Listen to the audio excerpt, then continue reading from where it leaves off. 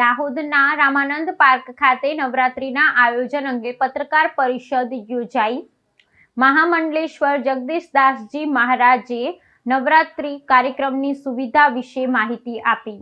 આગામી નવરાત્રિ પર્વના આયોજન અંગે માહિતી આપવા માટે દાહોદના રામાનંદ પાર્ક ખાતે મહામંડલેશ્વર જગદીશદાસજી મહારાજના સાનિધ્યમાં એક પત્રકાર પરિષદનું આયોજન કરવામાં આવ્યું હતું। આ પરિષદમાં નવરાત્રિ કાર્યક્રમની રૂપરેખા અને ખેલૈયાઓ માટે ઉપલબ્ધ સુવિધા અંગે વિગતવાર માહિતી આપવામાં આવી હતી।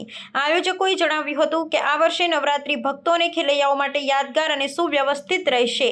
આ પત્રકાર પરિષદમાં મહામંડલેશ્વર જગદીશદાસજી મહારાજે જણાવ્યું હતું કે રામાનંદ પાર્ક ખાતે આયોજિત નવરાત્રિ મહોત્સવમાં આવનારા દરેક વ્યક્તિ સુવિધા અને સલામતીને સર્વોચ્ચ પ્રાધાન્ય આપવામાં આવશે।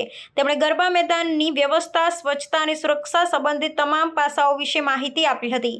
આ ઉપરાંત તેમણે જણાવ્યું હતું કે નવરાત્રિ માત્ર એક તહેવાર નથી, પરંતુ તે ધાર્મિક અને સાંસ્કૃતિક ભાવનાઓનું પ્રતિબિંબ છે।